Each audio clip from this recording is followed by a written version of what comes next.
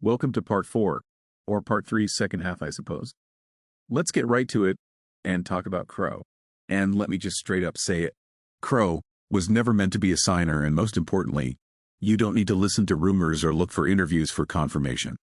If you watch the show, you will see how insanely shoehorned Crow is as a signer. Konami wanted to promote Blackwings. False. They don't need the characters to sell cards. Just look at Rei. She doesn't even have a dedicated anime. Carly's voice actor, Miss Lee Mei Chang, involved with a cult? False. She voiced Carly way after the Dark Signers arc ended, up until episode 130. And season 1 ended in episode 64. That being said, let's actually talk about the show. What is the show called? Yu-Gi-Oh! 5Ds.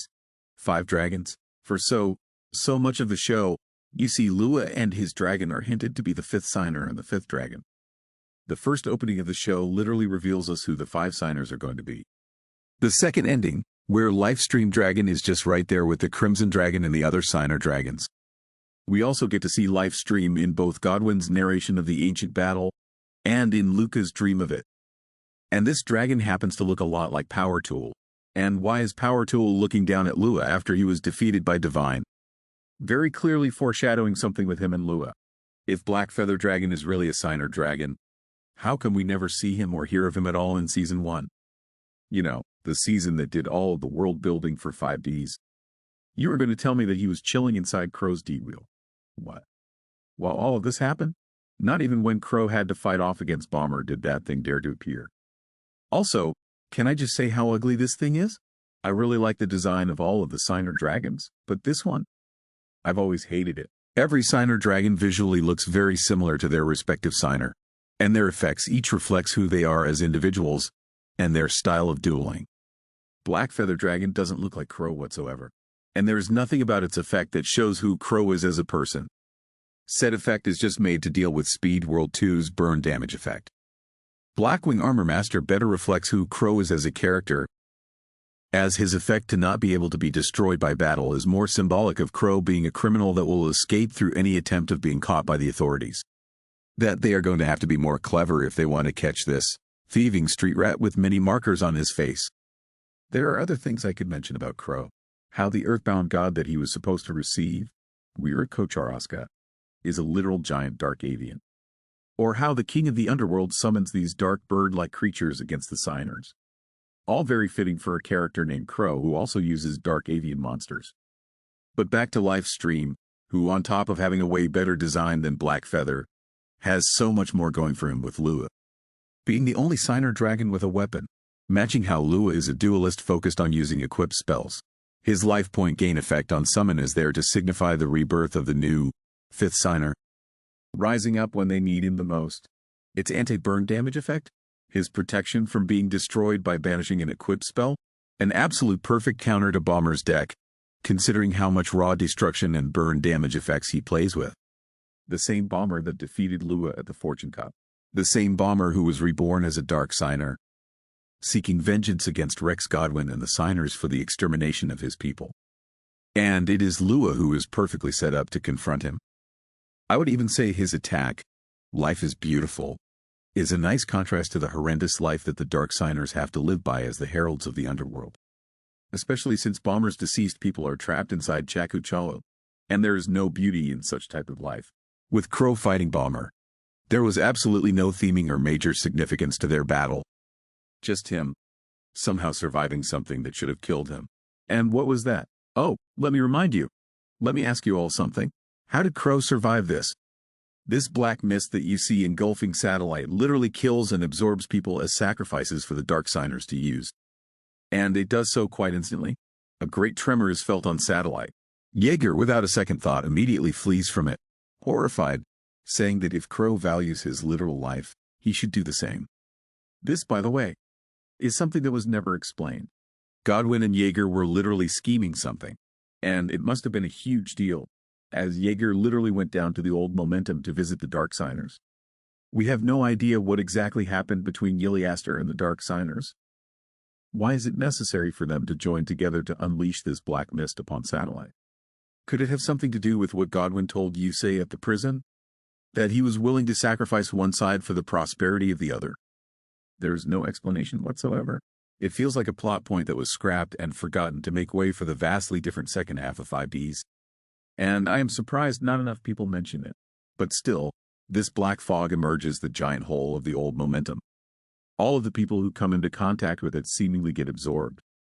I would dare say they die. Crow hops on his D-wheel, desperately trying to make an escape. But he cannot. We literally, and I mean literally, see Crow get consumed by this dark mist. Crow is just an ordinary young man. He doesn't have any mystical signer powers, psychic potential, or connection to dual monster spirits like the real signers do for him to survive this. All he has is his D-wheel, and that was not enough. You also have to remember, as Misty said, that when a person dies, and they desire it with all their strength to live on against all odds, the gods of the underworld favor them to give them a new chance of life. A new life for revenge against this world. And Crow's vengeance would be against the Public Security Maintenance Bureau, as it is them who unleashed this dark fog upon Satellite and vanquished most of its people, including the children Crow sheltered at his place. And again, there is no way Crow could have survived this. In episode 51, we see Crow emerge from a fridge that he used as a shelter from the mist. But how? We literally see Crow become engulfed by the black mist, and we see his D-wheel left behind after this happens. So, you were telling me that Crow must have somehow endured this mist of death while having no means to do so, run up to that fridge and close it? Like, is that thing even a good shelter against such a thick, deadly fog? And even so, shouldn't much of Satellite remain covered in it? How is it that in the Bomber episodes they forgot about it? Did it dissipate? Didn't seem like it, at least not entirely. As you can still see this thick black fog after Yusei's first battle against Rutger, when the Dark Signers left to prepare for their battles. This is all completely absurd. Crow surviving this, and being where he is in episode 51 makes zero sense. He emerges from the fridge with his D-wheel being in a completely different place from where it was. And how can he even know who Bomber is when he meets him? Crow's survival is the biggest plot hole of this entire ordeal, and the most obvious way for any writer to shoehorn a character into the plot. There is one last thing I want to mention about Crow, and it is related to the second ending. Look at some very last shots that we see. We see what could either be the legendary D-Wheeler or Crow with his own black bird, using the Daedalus Bridge to fly over to Neo Domino. This point is pure speculation, but was this going to be Crow? In his quest for vengeance, as a reborn Dark Signer, was he going to jump and fly over just like the D-Wheeler of legend did to reach Neo Domino? It was Crow who narrated his story in episode 32, and it's someone he admired. I could see it being possible had Crow been reborn as a Dark Signer, but we will never know for sure. There is still someone else we need to talk about, and that is Luka. I want you all to take a closer look at the second ending, at this portion. These are all scenes that happen exactly like in the show. Jack and Carly at the theme park, with Jack set on his path.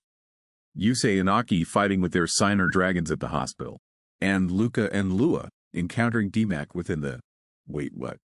This never happened, or at least not the way we got it. Luka in episode 47 was on her way to fight DMAC as a chosen Signer and to rescue Ancient Fairy Dragon. But then, Kuribon tells her they needed her in the spirit world. Luka then teleports away right in front of Lua and without Ushio somehow not noticing. Like, what the actual... First of all, characters in Season 1 of 5Ds don't just teleport around like characters in other Yu-Gi-Oh! Shows that Mr. Yoshida has written. Not even the Dark Signers as powerful as they are do this. They just move around naturally, or use their own vehicles like Kiryu with his D-Wheel, or DMAC when he went over to pick up both Misty and Carly. But it makes even less sense that Luka can do this.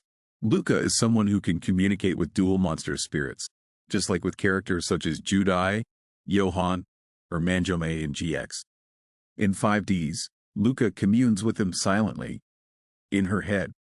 Ancient Fairy Dragon explains to her that everything manifested here is happening in her mind and heart.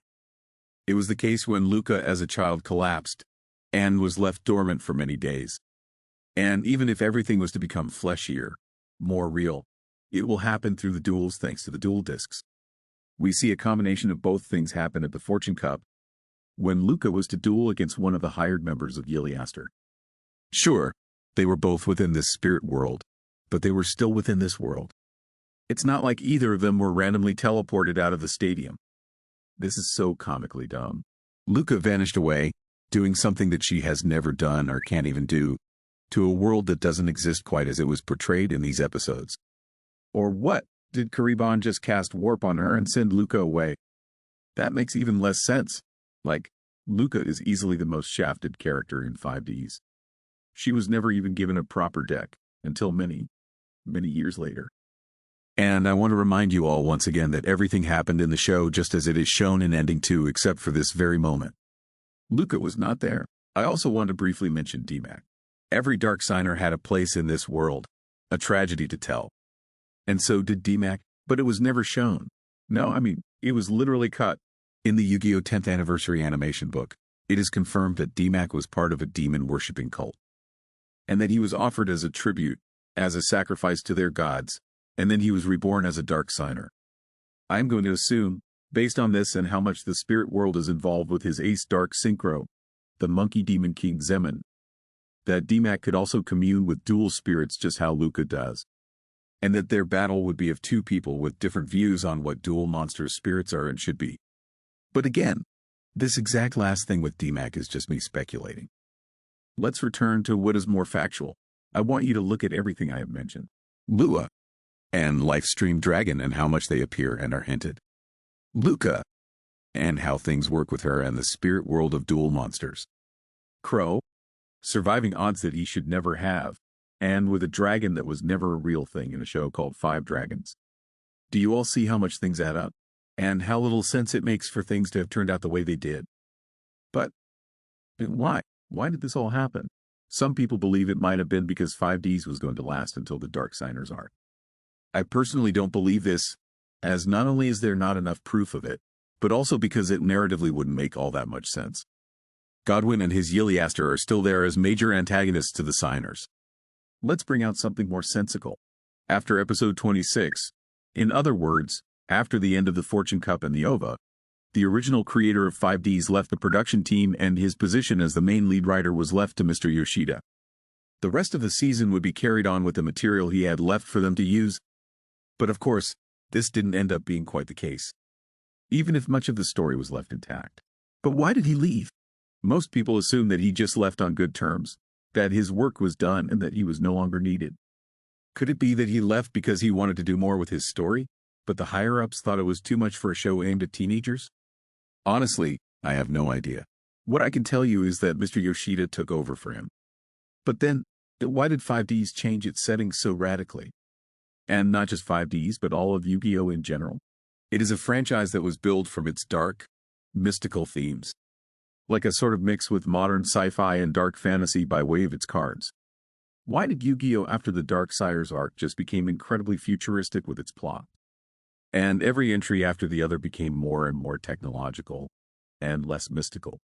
My guess is that they wanted the franchise to have no association with cults or anything resembling them.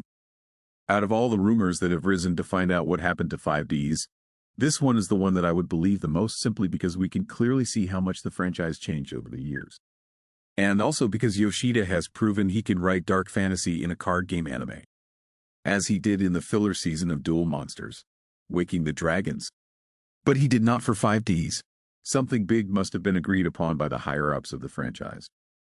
The franchise through 5Ds went from the ancient war of gods of light and dark and its cults that follow them, to world-ending machines, time travel, cyborgs, and an even bigger focus on the motorcycles. While Zexal had some of these themes going on for it, they are so much more subtle and rare when compared to the previous 3 shows.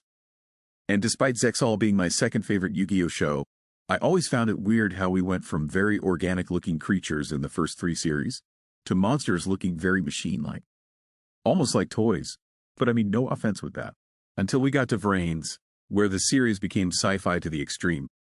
I had to bring all these things up, because they were big turning points literally happened in the middle of a Yu-Gi-Oh! Show. If Zexal was the first super futuristic of them, I wouldn't have become suspicious over it. But for it to happen right in the middle of 5Ds is just so strange. It's so obvious that 5D's original script was changed, but it is even more shocking how much it changed both in themes and in story quality. And this, of course, ended up affecting all of these characters. Especially since Mr. Yoshida doesn't like to write female characters. He likes his trio of boys that outshine every other character in the show. The sad thing is that even if 5Ds kept its many dark themes, Aki and the twins were been doomed anyway. Made worse by the fact that they were replaced by a forcefully inserted character, and said character didn't even do anything relevant. The show became all about Yusei and Jack. The last thing I will say regarding all of this is how much the manga resembles the 5Ds we never got.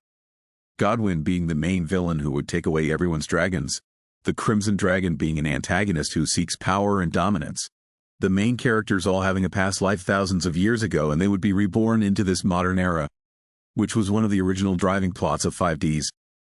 It's almost as if the manga was built on many of the scrapped concepts that were originally planned for its true second season, especially since it is very much like old, dark, mystical Yu-Gi-Oh! The first season of 5Ds is something that is still so fascinating to me. I see it as a very personal passion project brought to life. It is so damn well crafted. The characters, the world building and lore, its more adult and serious tonality, the music, the pacing, the monster designs, all the little themes and subtle details that surround it. And so much more. 5Ds could be stripped of the many things that make it a card game anime, and it could still stand amazingly on its own. Like a sort of cool, grandiose fantasy sci-fi story, or perhaps something more akin to Season 0 of the original Yu-Gi-Oh! Manga. And yet, Season 1 still managed to deliver a great story through its game of cards, while making the cards and quality of dueling much better and relatable to the actual card game compared to the previous shows. Season 2 with Crash Town, Team Taio, Team Ragnarok, and all of our Cradle also had great things going for it. But it's not just the same show in my eyes, not the same characters or well-established world. In 3 years, it will be the 20th anniversary of 5Ds. Sometimes I dream that they just remade the series as it was originally planned to be. But I doubt this will ever happen, as the creator of Yu-Gi-Oh! 5Ds is no longer working in production. And Mr. Takahashi, who had a big role to play in supervising the series, as well as drawing most of the characters, monsters and world, is no longer with us. What I could dream of is for the original script of 5Ds to be publicly shared, so we can see what was the original story going to be. I would absolutely crave to read it, but that is why I call these 2 points a dream, because I don't think they will ever happen. What I can still expect, however, is for the series to get more modern support in the TCG, as well as for Synchro Monsters and many of the iconic 5Ds monsters to come on over to Rush Duels. Nonetheless, I want to thank everyone who sat down and endured through everything I had to say. I also really appreciate all of the people who have commented in my videos. Everyone is welcome here, even if we may or may not agree with each other. How do you feel about Aki? About Crow? The twins? Do you also think 5Ds and Yu-Gi-Oh! As a whole changed quite drastically? Let me know in the comment section. It would really help me out a lot if you could like and subscribe, as I want to reach out to as many people as possible. And once again, thank you so much for watching.